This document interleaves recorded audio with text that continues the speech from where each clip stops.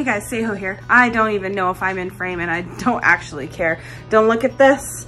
It's Columbus Day, it's my day off, and or my like third day of a long weekend where I didn't have to actually go to work at the restaurant or anything.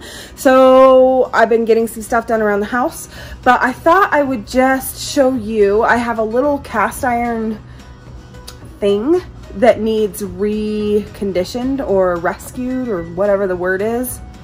Anyway, I don't know if I'm even in frame, but I'm going to just show you what we need, show you how I do it. It's pretty easy, and I thought I would just take you along with me.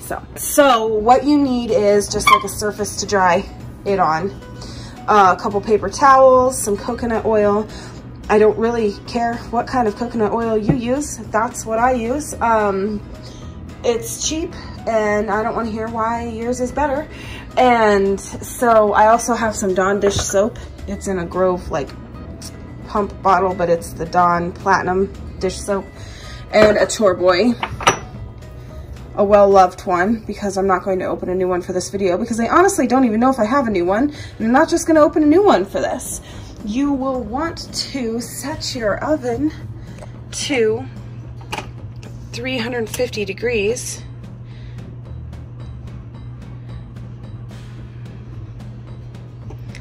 Oh, see, 355. I've got one of those tricky ovens that, there you go. And while that's preheating, we'll work on this. So, this is the piece I have, and actually, because I've washed it recently, sorry, there's even like dog hair on it. You can't really tell how bad it is, but you can see that it's rusting. I used to leave this on my stove, like where that candle is, like this. And I have my salt and pepper shakers, my little dinosaurs in there, or I'd use it as a spoon rest, but I'm over it. It stains the surface. I've got some rust remover we'll take that off with, but it stains the surface. Here's the vent for when the oven's on, and that creates a lot of moisture all the time. It runs down, and I'm always cleaning this thing, so I've decided that we're just gonna recondition it. My dude has made the comment that he'd like to use this little guy to cook duck breasts on sometimes. I thought, well, that's not the right pan for it if you ask me, but it's not my cooking, so we'll just clean it up for him. I have like it's not an extensive cast iron collection, but it's starting to be, and a lot of those have been rescues, and they've just been orange with rust, and this method has always worked for me, so I'll just show you what I do. So literally just some warm as you can stand water, and this, I'm not kidding, this is the simplest process ever. And if you have a better process, that's fine, but this always works for me. So I just put a good clump of dish soap on there, and take my Chore Boy, Scotch Brite, I don't know, they're just the silver scrubbies, and I seriously just scrub it until the rust is gone. And it's going to take some elbow grease and a little time, so we'll just keep you around until I get to that point, and I'll show you what I'm going for here.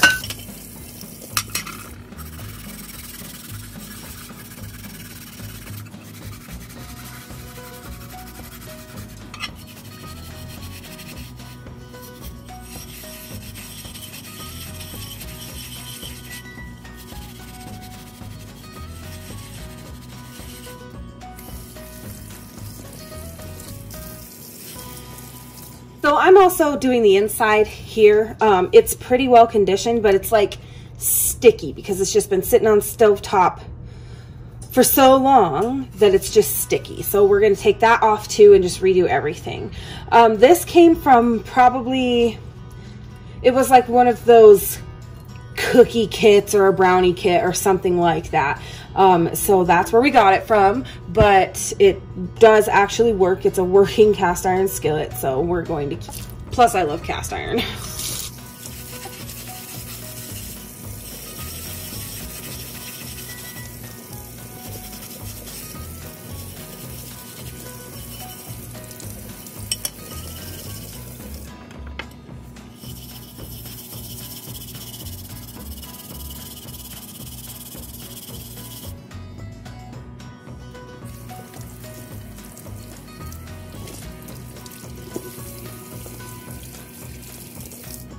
Okay, so that's about what I'm going for. You can see a little bit of the blackness. Who cares? That doesn't need to come off, especially this is the bottom of the pan, but you can see there's no more rust. No rust comes off on my hand. There's no more rust on there for now, but we have to work quickly. Same as here, the stickiness is gone. So now we're on to the next step. And like I said, we have to work quickly so that it doesn't continue to oxidize and cause more rust.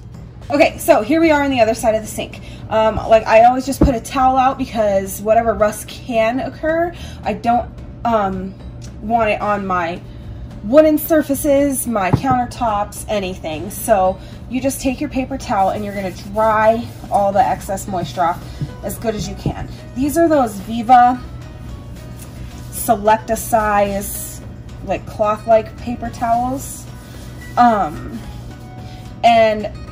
especially for something this small, I probably only needed one ripped in half, but you only need about two. And see, you're still gonna get some of that off there. That's okay. So we're good and dry. There's no moisture on there because we don't want to trap any moisture in either. So then I just take a little bit of coconut oil and I'm gonna use my finger, and that's probably too much, to be completely honest with you.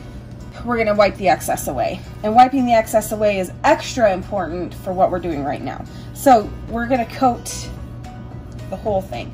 The handle, the insides, the outsides, the bottom, the top, everything. Because what we're doing is you're creating a nonstick cook surface layer here, but you're also conditioning the pan to protect it against the oxidation that's causing the rust.